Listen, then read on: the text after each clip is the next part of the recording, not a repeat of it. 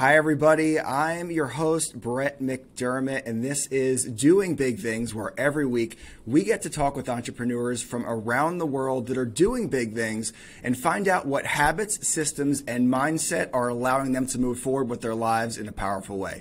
As always, I don't want you to try to apply everything you learn. What I ask is that you find one piece of advice that really speaks to you and you put it into action today. I am so hyped right now because we get to sit down and speak with a man who has taken the world of New York City real estate by storm. He's one of the top grossing agents in the city, the managing director of Avenues Real Estate. He's lived on every continent in the world. This man has amassed a titanic following on social media with over 750,000 followers on TikTok alone. We're going to do our best today to figure out how exactly he's doing all that he's doing. Alexander Zakarin, thank you for being on the show, my man. Thank you so much, Brad. Every continent except Australia, because it's just freaking far away from here. I think that's fair. My man. And I'll tell you what, it is always so nice to get together with a fellow bald eagle like yourself. Exactly. We probably have the same barbershop.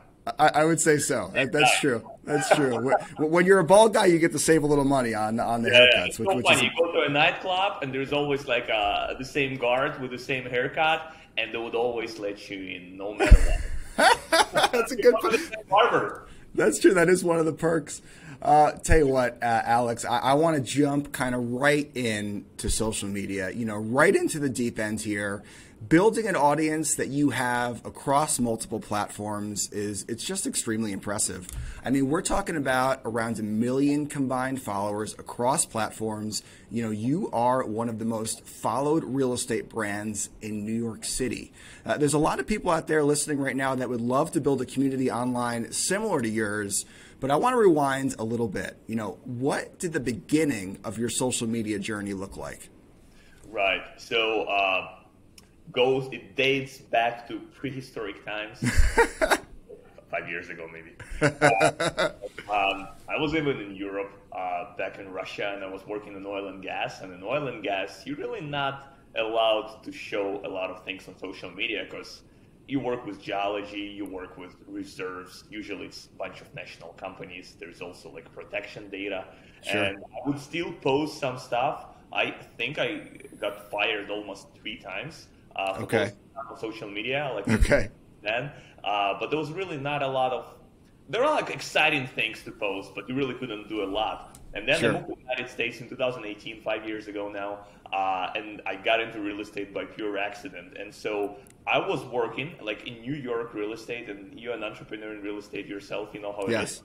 As a newly coined agent, you would start with renting a bunch of apartments, open market rental apartments. Sure. In most cases, of course, some people are more lucky, but that was my way, and I was always trying to find a way how to advertise my stuff better. Back then, everybody would steal Craigslist, which is someone from the audience might heard about this platform. It's been around since the 18th century, whatever. Still there. They've never changed the platform, so it worked well for me. But I noticed that people would come more to see the apartment, and I was like, how do I make them come to see me and not the apartment? So I started copyright, just different copyright experiments, different texts, maybe like something about my past, maybe something about the fact that I live on a few continents, whatever. And I noticed that would trigger interest, but still not enough.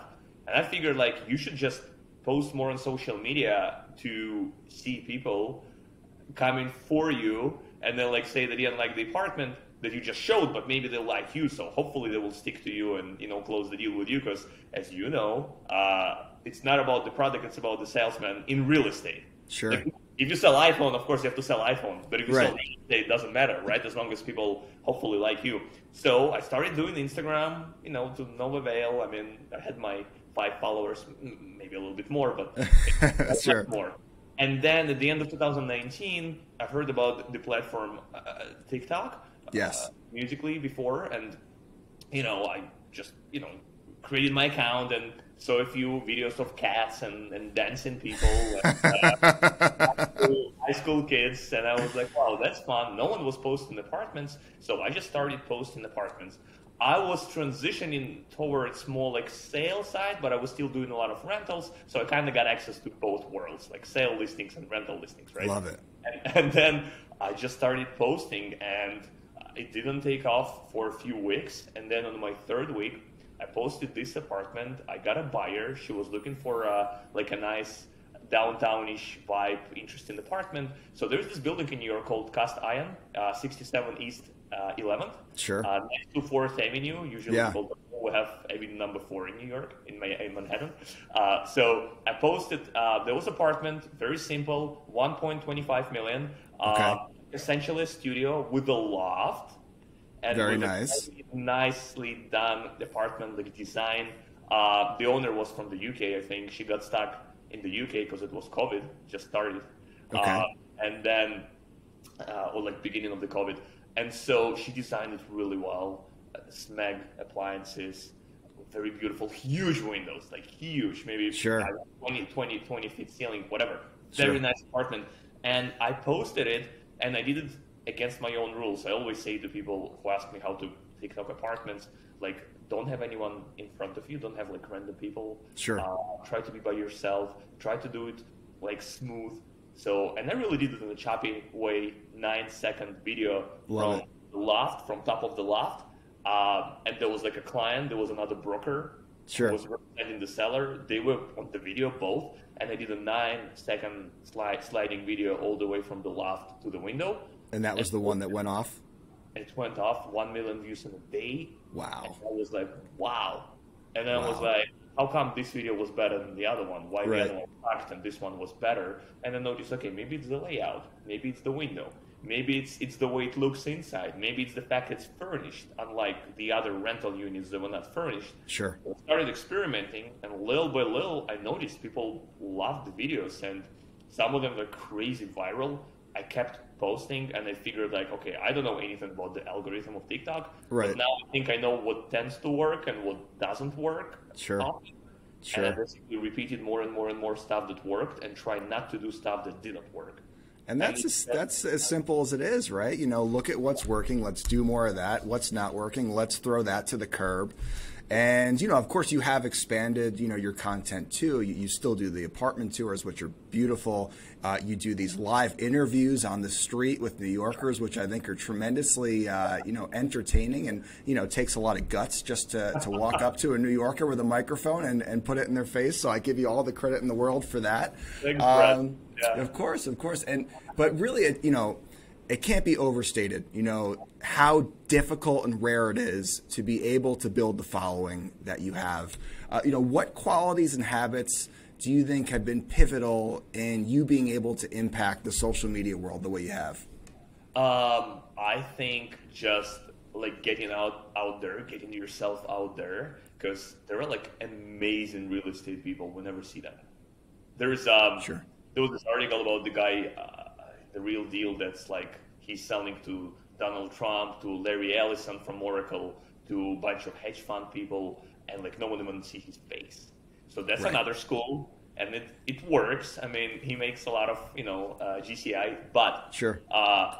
Getting yourself out there, especially if you're not from inherited wealth or an immigrant or change career or change the city or just experimenting, because everything is a social experiment, like getting into real Sure. estate, I think is the biggest social experiment ever. Sure. So if you like start from scratch, I think just getting out there yourself, it's that's what works.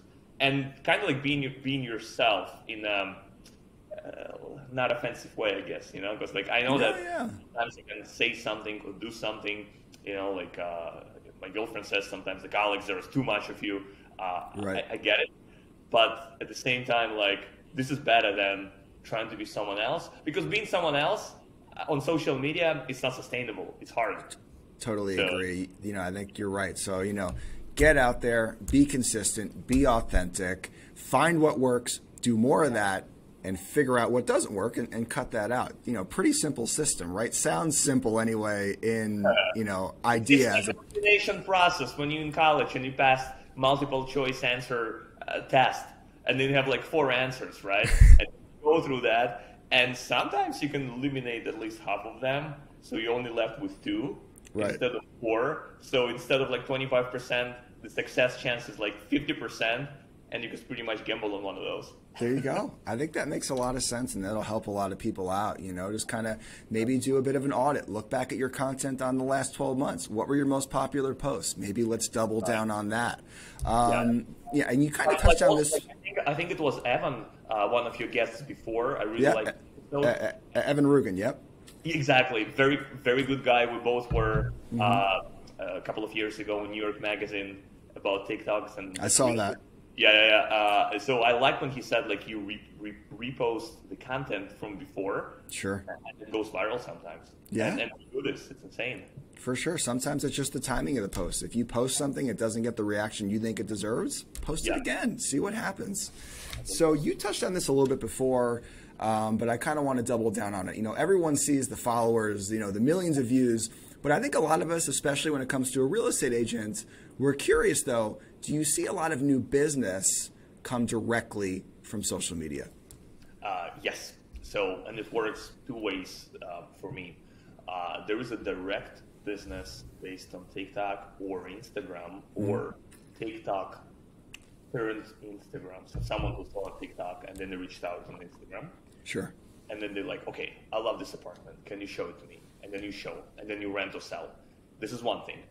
And there's the other thing is like, say you're already working with someone, or you already showed an apartment, say as a seller, like you present your apartments, and then you have some interest, maybe it's mild, maybe someone thinking about applying, but they're not applying, or maybe sure. not. You show them the video of your apartment that you did on TikTok, and maybe it was viral, maybe it wasn't so viral, but there's like a good engagement, right? Whatever. You showed it to the same lead that came from elsewhere, sure. And you say, I really enjoyed meeting you today. There is quite a bit of interest on my property. We posted it on TikTok, by the way. Have a look. You see there's like a lot of people. They ask sure. to see the open house, whatever. So we expect a lot of traffic based on the video, how just the world reacted to this place. So we're showing a lot, and until first come, first served basis. If you're interested in this place now, I think you should make an offer, or at least consider moving forward, because interest is huge. I think this, even though it's almost impossible to track, played a very important role a few times, like in my career of sales. That's really interesting, because you wouldn't, that's not the first thing that comes to mind. Of course, we would imagine you'd have people directly reaching out to you about apartments to see them. You wouldn't think that you'd be able to actually use this interest as leverage to bring in offers for your seller. That is really interesting. Exactly. And the other way is also to convince the seller that the offer might be better than what he thinks it is. Sure. Like I was selling some properties. You were showing one of my property with your amazing clients once. Yes. I think last year. So yes. This property, the owner was very sort of stubborn on the price. And then we posted it everywhere, and it was very viral on Reels on Instagram and on TikTok as well. On TikTok, of course, but Reels were good. And there was a lot of feedback saying that the apartment is amazing, it's just overpriced. But it's good, but it's just overpriced. There you go. And that's valuable feedback, tangible, valuable feedback that you can give to your seller for a price correction. That's really interesting, Alex. You got an offer. You have an offer, and say it's 1 million, but the offer is 900 or 850, which is in the eyes of the seller is a huge discount, but in the eyes of the market, that's what it's worth. Sure. You go into this feedback and say, listen, it's the world that gives you feedback about your apartment. Right, about the property. And it's not New Yorkers, it's New Yorkers and everyone else. And so I recommend you to consider this feedback. It's not coming from me or from this particular people, it's coming from everyone. Alex, I love that. That's super interesting. And, just kind of on a granular level, before we move off of social media a little bit, what does your process, look like? Do you spend time scripting? Do you have a videographer? Do you batch shoot your content? Like, what does this social media system that you've created really look like in process? Okay, so in the very beginning, I was just doing everything kind of in a chaotic way. Sure. I would just go view apartments, film the apartments, and later during the day or at night, would just post something. And I try to, be consistent and do it daily. Sure. And then I got about 100,000 followers on TikTok, based mostly on the pure, raw apartments. Like apartment, not even apartment, not the one where someone's filming you or filming yourself, but just like apartment done from your video, from your phone. Sure. And then after, it kind of like skyrocketed, and there was some interest, and we had to like spend more time with that. So I hired a social media manager. Her name is Lisa. Okay. And she helped me to pivot from just like taking my phone and film apartments to putting myself out there. Sure. That was the biggest transition, I believe, like in our growth and everything that we did since after.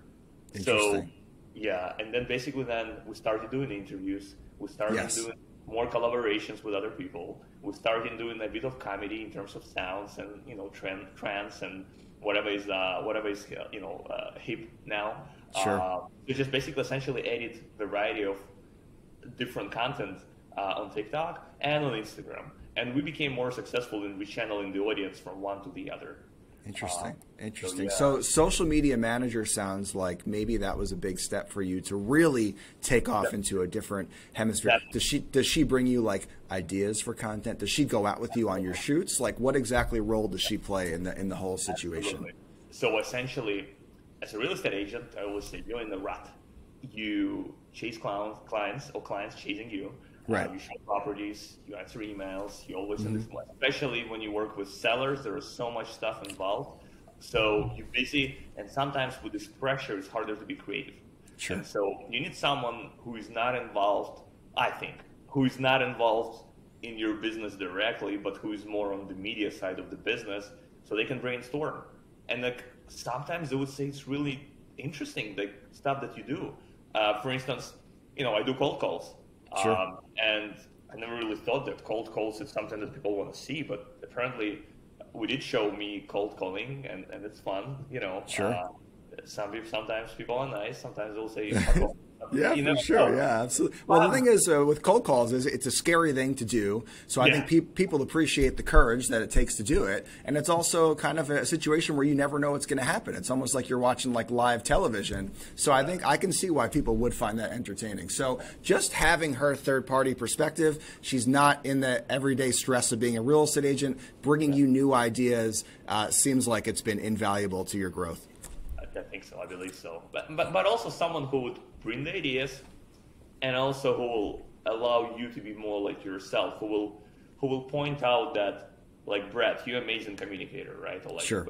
You're amazing, like real estate salesperson. Maybe right. You should show this side of you, or maybe you're amazing at dealing with people and listening to people. So they should show this side of you. You know what I mean? As opposed to you thinking like, okay, I guess I need to show this apartment, or I need to explain something. Right, as opposed to me seeing your content and thinking it's working for him. I should do exactly what he's doing. That's not the case. You should kind of use your skills, double down on your natural talents in social media like anything else. So, social media, obviously, there's a lot of thought. There's a lot of work that's gone into your success. This has not been luck. You put a lot of effort into it. You're a really hardworking guy in general. I can see that from afar. I mean, you're selling multi-million-dollar apartments. You make great content all the time. You're running marathons all over the world. I mean, you've created online courses. I've got to ask though, have you always been an extremely hard worker, or has this kind of been a skill you've had to teach yourself over time? I think it's always an effort. So I always did a lot of things at the same time. I know my strengths and my weaknesses. So like my weakness is that it's hard for me to keep, being focused on one thing all the time. Sure. And also I'm not very good at going back to things in terms of like, I don't know, if you need to revise your numbers or go through the past sales or see if some of the things not efficient. Right. You don't want to go back. You're like, we're moving forward, baby. We're going upward and onward. It worked well for me most of my life, but like for instance, you have a recession or economic crisis and you actually need to see some bits that should be improved. Sure. So, like, that's my weakness. And even back in college or in high school, like every time there's like statistics or math and, Russian high school, everything is science, everything is math. Sure. Like you need to work with small bits and see like, if the experiment was good or not, or this variable affected this variable. So this is not exactly me. I could do it. Like I'm fine with it, but I'm not great with it, right? Okay, sure. But I can do a lot of new things, repeat a lot of new things, and try different bits. And it's hard for me to get discouraged. I mean, I do, but course. it's hard to get discouraged with trying new things. So I always stay like, all right, how can I leverage on my strengths and cover downsides, but not focus on them too much. Sure, I like that. Now, and here's a question that I love to ask high achievers. I just love to kind of dig into how they overcome procrastination, how they overcome a resistance to work. And do you ever wake up and feel a resistance to all the things you need to do that day? If so, is it self-talk, or what do you do to push through this resistance and continue taking massive action on a daily basis? Yeah, it happens a lot. I mean, I just want to quit my shit every single day. I'm kidding. That's so surprising to me, like to hear that from a guy like you who's doing like 17 projects at once and killing it everywhere. But really, do you ever feel a resistance to work, and how do you get through it? Of course, it happens. Sometimes you don't really control that, and burnout it's not a joke. I mean, you work a lot, you work hard as well. You know how it is. Like, sure. Sometimes the burnout, and also like I think in this country, not only in this country but everywhere really, we don't talk a lot about mental health. Sure. But it's a big thing. You watch people, you think like, oh, you should be like tough and always be like strong. But I study MMA fighters as well, and mental health is a big thing. You have like fighters that they deal with this and they say, mental issues, it's a bitch, and the way we treat and like not looking after each other, it's a big thing. So all those stuff that like they affect everyone, right? And it doesn't matter if you're whoever, like Barack Obama, or just like a random guy who's making a living. So I think it's the same. There are things that work. There are like stuff and it's individual that work for you. Mm-hmm. So like not to ruminate, but put yourself into use. Like I run in the mornings usually. Okay. I try to like address it first thing in the morning. So I run. I got my dose of dopamine. Love it. It's also sort of mini win, like achievement, because it's not the hardest thing to do in terms of like everybody can run. It's not a rocket science, but it's the hardest thing to do first thing in the morning and be done with this. Yeah. And again, it's not hardest if you're doing it consistently. It's hard if you've never done it before, right? So first few times may be hard, but like once you keep doing it, it's still a win and it's still mental edge in the morning, but it becomes easier to do. But it's always an effort. But I like that. Yeah, but it's a marginal utility thing, so it's less of an effort if you do it more. Sure. But it's the same result. So once you've done that, you have your breakfast, or you do whatever things you do. You have your coffee, or it doesn't matter. You already rewarded mentally, and like you don't want to stop there. You want to do something else, as opposed to waking up and whatever the day brings. I like that. So to you, getting up, conquering that first obstacle of the day, which is the run, that's your first, opponent that you have to take on. Yeah. Once you take that opponent down, then the rest of your to-do list doesn't seem so scary. It's a little bit more manageable. I think so. So and we've touched on you being a marathon runner before, and you run every morning. So it sounds like there's something that you think about pushing yourself daily physically in these workouts that absolutely allows you to push yourself in business sense as well. Would you say that's correct? I think so, because business and like sports, they're so alike. Business and science, so alike as well. There's like a lot of similarities. Sure. So like you take real estate, for instance. Real estate is a marathon. 100%. 100%. Even if you take a regular rental deal, it's still a marathon, because it's not going to happen in a few hours, right? Damn right. Yeah. Unless it was Glenwood Management who approved my clients and who had a lease signed once right after the showing. I've never had it before. Yes. For your audience, whoever's in real estate, that was a few years ago, but I'm sure it might be the same now. You bring clients to Glenwood, you show the apartments. If they love the apartments, they can go to the office and just like apply, get approved straight away. So that was the only sprint in my real estate. Yes, I've done deals with Glenwood. I experienced the same thing. It's tremendous. You show the apartment, they're like, "Here's the lease." You're like, "What?" Yes. You're the agent sitting behind your client. You're like, "What's going on? This is great. Exactly. I wish it always happened like this." Exactly. It's like crazy. Wow. I love it. So it sounds like your morning routine is you're getting up, you're going for a run, you're going to have some breakfast. I think when we look at a guy like you, though, that's doing as much as you're doing, we kind of wonder, like, how's it even possible in a 24-hour day? So after your run, after your breakfast, what does an average day look like for Alexander Zakarin? So it's run, breakfast. If I do my breakfast myself, I would listen to the podcast. I love The Economist magazine because they have amazing podcast which lasts anywhere from like 20 to 30 minutes, which is like perfect to cook and eat. Nice. Right? Or just perfect to eat if someone's serving you, right? Sure. Do that. Usually I'm on the calls from about 8 to like 10:30, 10. Calls as in you're cold calling, you're following up with your pipeline? I called expired listings. Love it. So every day for an hour and a half, you're calling expired listings? Yeah. Love that. Ideally, what you want to do ideally from 8 to 9, you want to call to like as many as you can. And if you have like fresh listings, let's say we talk about Manhattan expired listings. Right now it's February 2023. You probably can have 15 addresses, 15 to 20, because the inventory is still not great. So you're still going to have, fair amount of calls to make. So you can make anywhere from 80 calls to 120 calls. And then of course, if you have a dialer, you don't dial yourself. And I love this because you are, talk about swallow the frog. I mean, you are tackling the most challenging parts of your day right away. You're like, I'm going to go kill myself with a run, and then I'm going to go crush 100 cold calls, probably the two things on your to-do list that you might look forward to least. You're like, we're going to get them done, bing, bang, boom, A and B right out the chute.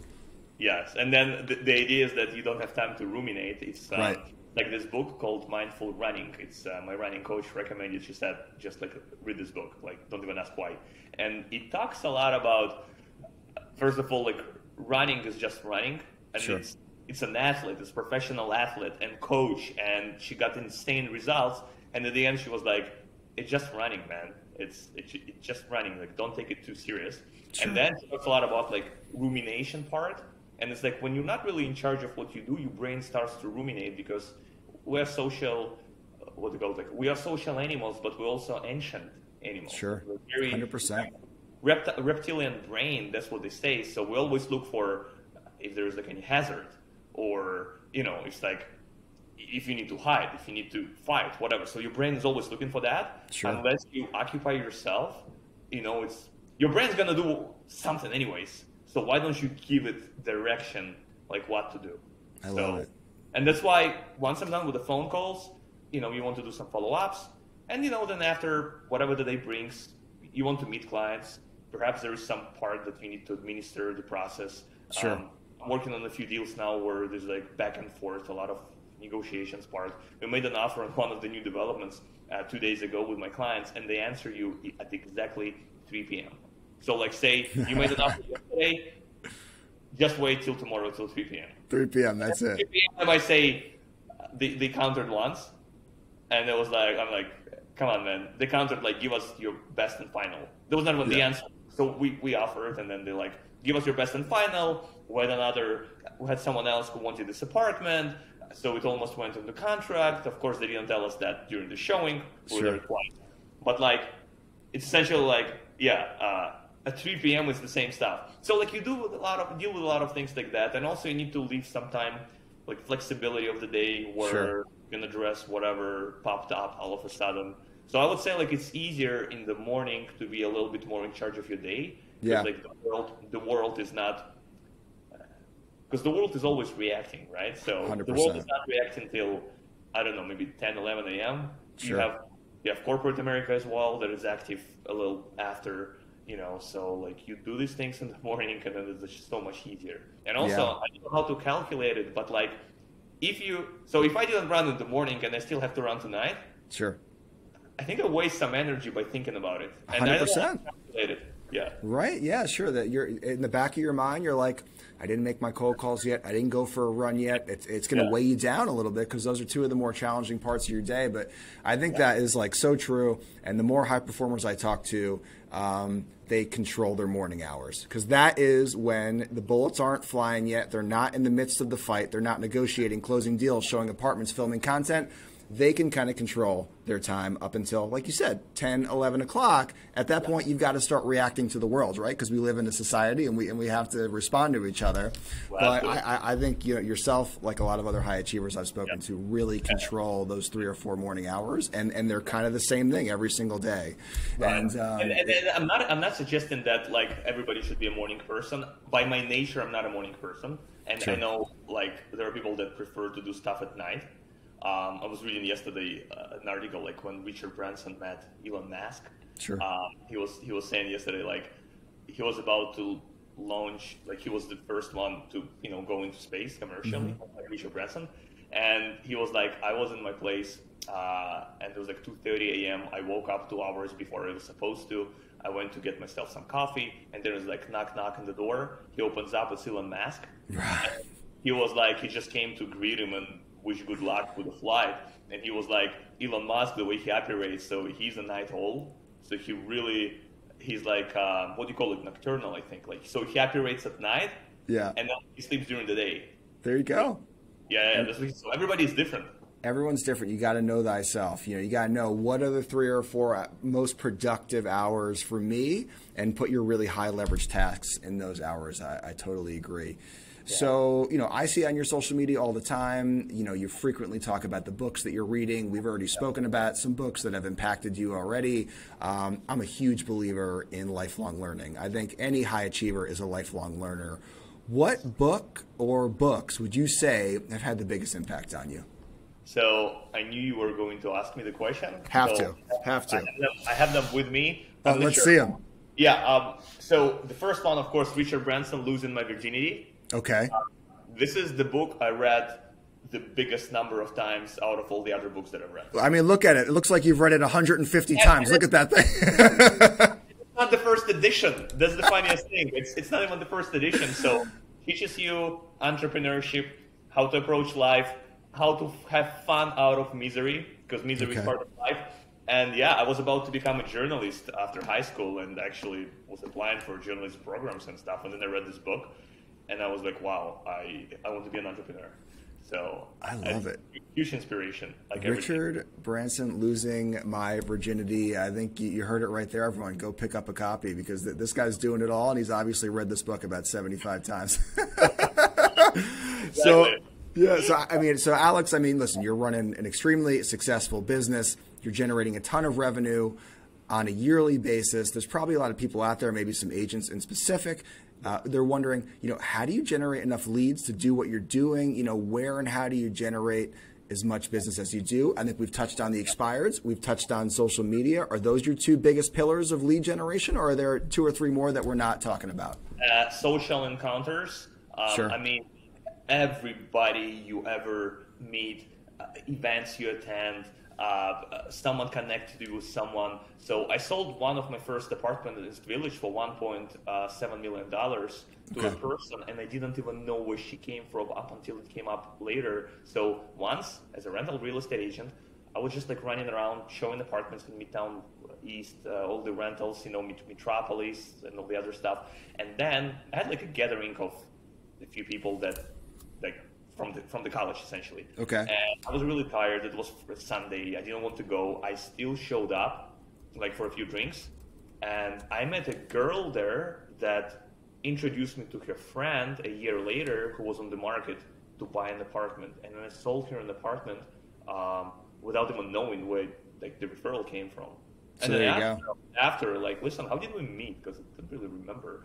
And she told me, like, oh, there was, like, this person, she's a friend of mine from school, and then you guys met at some point. And when I was on the market, I asked if there's anyone in New York who can help to buy an apartment, and she referred her to me.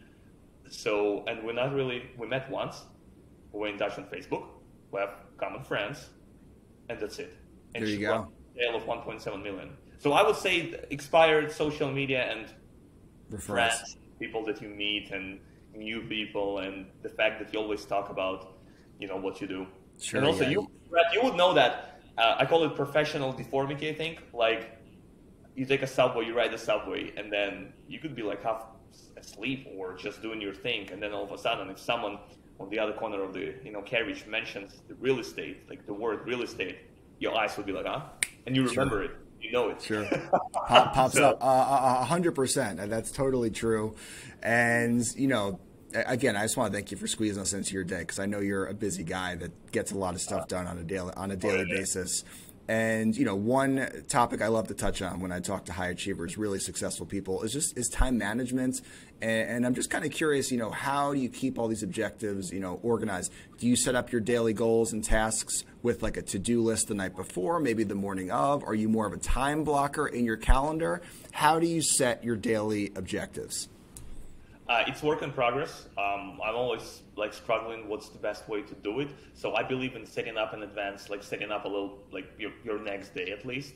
Like Sure. at least you go to bed, you know roughly what you're gonna do tomorrow. And also what helps me is like having times blocked that like non-negotiable. Like say if you do Sure. your calls from 8 to 10 or from 9 to 11, whatever, this is like the golden hours and you defend them with your life. And I then love that. people want to bother you all the time. Ability to say no, that's another thing that's we all need to learn. Like it just the world keeps asking stuff. So blocking time and like knowing in advance at least one day ahead, like what it's gonna look like, but also leaving some flexibility next day to address things that pop up. Yeah, right. Because you can't just go, I'm doing this 9 to 10, this 10 to 11, this 11 to 12, this 12 to 1, this 1 to 2, because life comes at you and you got to react to it. So I like that. So set your day up the night before, but leave a little flexibility, a little bit of leeway there, because life happens and you're never going to plan your day out perfectly by the second. Exactly. So I would say you can plan your day perfectly by the second, but also you need to be flexible. And sometimes, occasionally, you have to ditch up your system Sure. for the sake of achieving something. Because I once, recently, actually, I lost a client who was on the market to buy and to sell. Oh, Because geez. he reached out to me. He wanted to buy a place in Williamsburg. He wanted to sell his place in Manhattan. And, he gave me like rough timelines, like maybe next year, sometimes. I'm not in a rush, but I have cash, but I'm not in a rush. Sure. But I want to buy, but it has to be the right place. Right. So I was in touch a little bit, but I was not proactive enough. And like I was like, all right, next week I'll talk to the guy. I'll see what's on the market, but I need to do my stuff and my calls and everything else. And he like followed him on Instagram. He just bought a place. And There you go. there was like I should have. It happens. It happens to the best of us. Because I was following my system, and it was the end of the year. I was closing my targets and goals and stuff, which was okay. It's fine. But I lost another business just because I was too much around my own system, and that's a mistake. I mean, it's a hard lesson you learn from. Yeah, for sure. Right, exactly. Have a system, but sometimes you got to realize you've got to abandon it at certain points. What we have a little flexibility. Don't be so rigid. So, right now, you're always exuding a lot of energy, just a great vibe. I can feel just the confidence and happiness kind of coming off of you right now, Alex. And I think, well, I appreciate that, my man. I appreciate that. And I think, to do big things on the level you're doing them, it really helps to maintain a state of positivity and high energy. Now, we've spoken about reading. We've spoken about marathon running and just running on a daily basis. Are there any other habits or small rituals that you feel allow you to operate in a peak state on a daily basis? Maybe like just giving yourself. It doesn't have to be it doesn't have to be a specific thing, but just like giving yourself a little bit time of yourself. Because like say if you're if you're an entrepreneur like you and I, and say you're in service industry. Sure. Let's say you're in real estate, right? Since we both do real estate. Yes. You kind of belong to people. Even like you belong to your clients, you belong to your buyers and sellers, right? Sure. Your time belongs to them. Yes. Social media, like your amazing social media, your Instagram, your podcast, my stuff, my TikTok, in a way, it doesn't even belong to us. We belong to them because we created for someone else, right? So we service people. 100%. And then I think there was someone, I had this a quote before, like definition of slave nowadays. I think it's like if you can't allow 1/3 of the time during the day to yourself, or during the week, whatever, like 1/3, 30%, then you're a slave. Like if you have less than 30% of time for your own, for yourself, Sure. that's like the modern day slave. So you need to like give yourself a little bit time to do whatever you do. So I struggle with this because there's always something to do and I forget about a lot of things. Sure. But like on a regular basis, maybe there is I don't know, maybe you want to just go and have a coffee in Starbucks and just like sit and read a book, whatever, or maybe you want to meet a friend, maybe whatever, like this whimsical intention. I think it's fine to go and follow it. Yeah. So just not taking yourself too serious, but just like give yourself stuff to do, and maybe there's like little shitty funny things that you want to do, just go and do it. Just do it, right? Give yourself a little time to just be a human being, and you don't have to be constantly accomplishing tasks, serving others. At a certain point, you've just kind of got to sit down and do something you enjoy for you, and I think taking that time out allows you to give better service afterwards. Exactly. I think it's Jesse Itzler. I'm not sure. Maybe you know him. Oh, sure, of course. Jesse's a riot.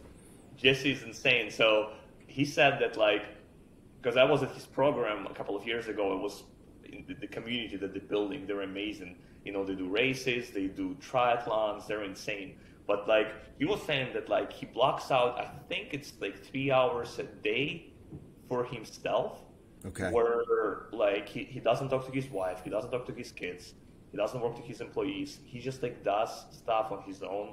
It could be whatever, maybe swimming, maybe going to sauna, maybe doing nothing, whatever. And then he said like this allows him to be a better person for everybody else after. I like But that. like, if you deprive yourself of these 3 hours, you can't be really your best with other people. So it backfires to other people. Interesting. Wow, that's incredible because he's a very high performer, high achiever. You would think he'd be spending every waking hour accomplishing something, but that's not always the case. You have to block out time in your day to refresh so that the other hours you are ready to go out there and be your best. Yeah. So last but not least, and I love to end on this question. What would you tell people that have a big dream in their minds or in their heart, but they're not going after it? They feel kind of stuck. How do they get unstuck? To get unstuck, I would say that. So yesterday I was at one of the brokerages where like they do a lot of rentals, and I asked. They were like, "Oh, like last year we did this many rentals, and we want to do this, and that, and maybe we need to rent more and post this and that." And I was like, "Do you guys do sales?" And they're like, "It happens if it happens. In sales, it doesn't really happen. If it happens because something was done." Sure. But I was like, "Why don't you guys focus on sales, or at least maybe divert more time? Maybe say 95% now is for rentals, so 5% for everything else. Maybe like it could be 20% for sales and everything else." And they were like, it's a personal choice. Like you can choose to sell. We just need like to run our operation costs, and there's like a lot of course, it's expensive to run a brokerage in New York, right? Sure. This is our bread and butter, and this covers our offices and everything else. And I was like, but with sales, you make more money. It's a different game, of course. It's longer, but you make way more money. Well, like, yeah, but it's like, I guess money tomorrow. It's not today. So, and there are like agents who want to kill it, and I see that. And there are agents who are like, let me do this, man. And then they hear that, and they settle. Sure. For renting, which is fine. If you want to rent, it's cool. There are great rental agents, but like, they don't want to try because the brokerage told them that this is the way. Sure. So I guess what I'm trying to say is like, if you feel the power to do it, and like you don't have a lot of things holding you back, even if you have some things holding you back, but you still want to try it, I think you should just go for it without listening to like what the world is saying, because the world would always tell you exactly what you're ready to hear. Sure. I think that's totally true. I think it's the world telling you like, go and do this, you'll go to do this. And if the world's telling you like, don't do it now, that's because you want the world to tell you that. And I think what you said at the beginning of that too is really powerful. Is sure, listen, you're making your living on rentals or whatever you're doing, and I understand you've got bills to pay. Why not just start putting 5 or 10% of your time towards sales? Or for someone who's got a 9-to-5 job and they've got a dream in their heart they're not pursuing, why don't you just start putting 20 minutes, 40 minutes a day after work towards that dream? You don't have to jump in the deep end right away. It can be baby steps, and you can kind of transition into that dream over time. Exactly. The power of baby steps and small wins, it's unprecedented. Like we never talk about it, but like small wins, small baby steps, that's what, gets the world spinning.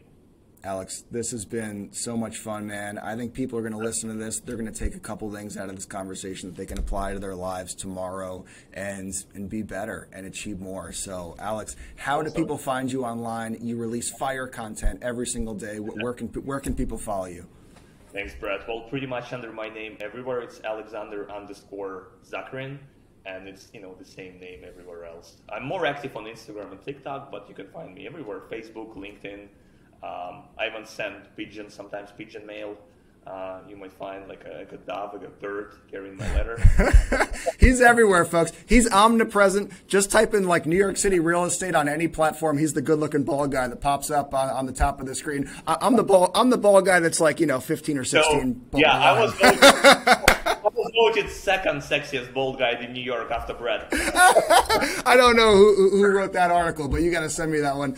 Alex, so much fun. Guys, this has been Doing Big Things, and we will talk to you next week.